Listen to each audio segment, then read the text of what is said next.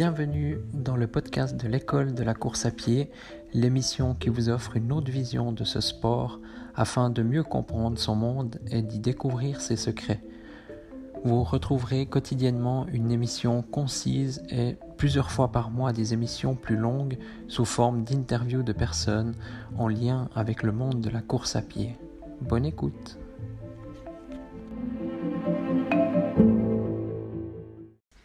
Bonjour à tous, bienvenue dans ce nouvel épisode.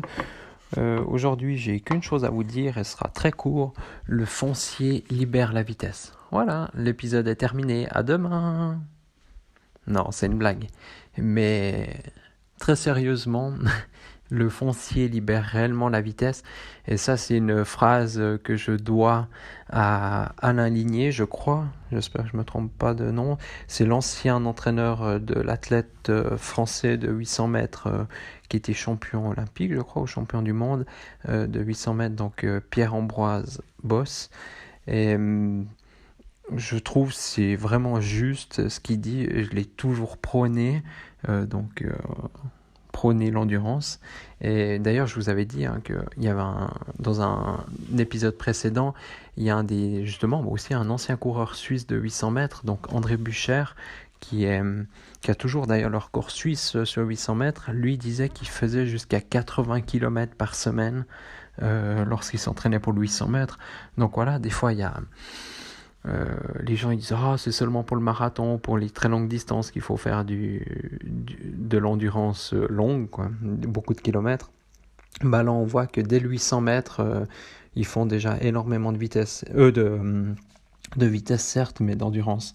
Et moi je l'ai remarqué aussi lorsque je faisais donc j'ai commencé la course à pied, enfin l'athlétisme, par du 100 mètres et du 200 mètres. Et l'année d'après, je suis monté sur 400 mètres. Et là, toujours, vu que j'étais un peu dans les périodes jeunesse, moi j'étais dans l'adolescence, mais disons c'était encore considéré comme jeunesse. Et là, il nous forçait aussi à faire un petit peu d'endurance, pas trop, mais des 30, 40, 50 minutes d'endurance. De temps en temps 1 heure, mais c'était jamais au programme, mais des fois je le faisais. Mais voilà. Mais autrement, c'est clair, dès que je suis monté sur 800 mètres, là, la dose d'endurance a considérablement augmenté. Et effectivement, on dit souvent que le 400 mètres, c'est un sprint long, voilà. C'est plus ou moins juste parce qu'on gère quand même un peu la course. Mais effectivement, entre le 800 mètres et le 400 mètres, c'est pas du tout la même course. Et je rejoins à 100% donc cet entraîneur qui dit très justement que le foncier libère la vitesse, et je suis à 100% d'accord avec ça, car moi ces dernières années je m'entraîne principalement en endurance et ça m'empêche pas d'être rapide, peut-être pas autant rapide que quand je faisais du 100 et du 200 mètres, parce que là bien sûr j'entraînais la vitesse sur des distances très courtes, quoi. Je faisais des séries je faisais 20 mètres à fond, 20 mètres tranquille, 20 mètres à fond, 20 mètres tranquille, des pyramides, quoi. 60 mètres, 80 mètres, 100 mètres, je redescendais. Bref, toutes ces séries courtes qui font que, là aussi, ça libère la vitesse, bien sûr. Mais l'endurance, finalement, les gens qui ont le plus d'endurance, on regarde au niveau mondial, c'est facile, on peut regarder au niveau du marathon, Eliud Kipchoge ou Kenenisa Bekele, quoi, pour prendre un peu les stars actuelles, les meilleurs mondiaux. Eux, effectivement, de toute façon, c'est des gars ultra rapides. Il n'y a pas de miracle. Et encore mieux, on peut regarder en montagne. Donc il y a l'athlète que j'ai aussi déjà parlé dans ce podcast, britannique, Robbie Simpson. Donc lui, c'est un des meilleurs mondiaux, top mondial en course de montagne. Il est aussi très rapide. D'ailleurs, je crois que c'est si on enlève Mo Farah, bien sûr, c'est un des Britanniques les plus rapides sur marathon. Donc voilà, à plat, il est aussi très rapide. Et un autre très bon exemple, donc il y a Jonathan Wyatt aussi, qui a été longtemps un peu le Kylian Jornet qu'on connaît actuellement. Lui aussi, donc ultra rapide. Alors bien sûr, il fait pas 2h00 sur marathon. D'ailleurs, en ce temps-là, lui, quand il courait environ, je crois, 2h10 ou 2h13, enfin environ par là. Donc le record du monde était plus vers 2h05, 2h04. Donc je vous laisse voir la différence, c'est pas énorme. Aujourd'hui, effectivement, s'il y en a il y a un coureur qui fait 2h10, voilà, il est à 10 minutes du record du monde. Donc voilà. Et autrement, je voulais citer juste avant, donc Kylian Jornet aussi. Donc c'est un gars qui va aussi ultra rapide, il va vite quoi. Quand on voit que l'été passé, il a fait des séries de 5000 mètres pour s'entraîner pour la course en Suisse Sierzinal, là aussi ça allait très vite, hein. Je crois que c'était en dessous de 15 minutes. Donc voilà. Je pense autour de vous, vous connaissez très peu de personnes qui sont capables de courir un 5000 mètres en dessous de 15 minutes. Mais voilà, c'est des gars qui ont une base d'endurance, qui ont un cœur énorme. Un cœur énorme, voilà, on se comprend. Donc une VO2 aussi, leur capacité à accumuler l'oxygène, donc aussi énorme. Et automatiquement, ça... Comme il l'a très bien dit Alain Ligné, donc ça, le foncier libère la vitesse. Et moi, je voudrais vraiment, une fois de plus, et je pense dans ce podcast, j'en parle souvent et je vais en parler encore beaucoup, parce que moi, c'est une de mes philosophies. Voilà, faites de l'endurance. Je l'avais aussi dit dans un épisode, chaque pas compte. Donc, si vous montez des escaliers au lieu de prendre des escalators, c'est tous ces petits pas en fait que vous faites en plus pour augmenter votre capacité en endurance. Et voilà, il faut donc je pense que vraiment ça vaut la peine de se pencher là-dessus.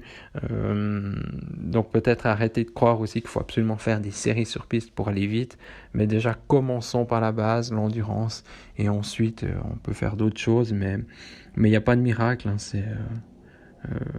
Ça résume tout cette phrase, hein. J'ai envie de dire, voilà, le foncier libère la vitesse. Voilà, moi j'ai souvent dit par le passé, je disais, voilà, pour s'entraîner, pour courir vite, faut s'entraîner lentement. C'est un peu la même chose, quoi. Donc voilà. Donc et ça, je crois que ça doit être un marathonien. Je sais plus si c'est plutôt Haile Gebrselassie ou plutôt un coureur suisse, enfin éthiopien, qui habite en Suisse. Donc Tesfaye Tisha. Je sais plus qui c'est qui disait ça, mais voilà, ça a été repris. Puis de toute façon, je pense on ferait on demanderait ça en Éthiopie ou au Kenya. Si c'est juste de s'entraîner lentement pour courir vite, ils seraient d'accord. Après, bien sûr, en tant que professionnel, on rajoute des petites cordes à son arc, et voilà, là il y a aussi le fractionné, la musculation, il y a énormément de choses qui viennent en compte, mais pas oublier, voilà, que c'est pas parce qu'on fait de l'endurance qu'on va pas progresser en vitesse. Après, si on fait que de l'endurance, peut-être comme moi, effectivement là on risque un peu aussi de perdre notre vitesse de pointe, disons la vitesse maximum, mais avec la capacité en endurance, voilà, notre cœur, notre capacité vraiment à ingurgiter de l'oxygène, si on veut, tout ça au final font qu'on va tenir plus longtemps et on va courir plus vite. Et comme je vous l'ai dit aussi dans un épisode il n'y a pas longtemps, ce qui compte c'est vraiment la vitesse moyenne et pas la vitesse maximale. Voilà. C'est vraiment de tenir le plus longtemps possible et puis à la vitesse la plus haute possible, bien sûr, mais voilà. Donc je vous remercie de votre écoute et puis n'hésitez pas à me dire ce que vous pensez de cette citation. Moi je la trouve, cette phrase, moi je la trouve vraiment très inspirante et voilà, peut-être que vous avez un avis contraire ou peut-être vous êtes totalement de cet avis. Ça m'intéresserait vraiment de connaître votre avis, donc n'hésitez pas à me le dire. Et puis aussi je vous rappelle, donc si vous écoutez ce podcast jusqu'au bout, c'est que ça vous plaît, donc n'hésitez pas à me mettre 5 étoiles sur iTunes.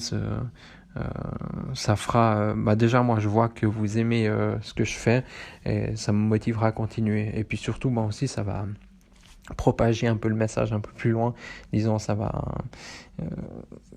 mon podcast va monter dans le classement d'iTunes et aussi en même temps dans tous les autres plateformes d'écoute de podcast, parce que voilà, n'hésitez pas aussi à le partager autour de vous. Voilà, c'est très gentil.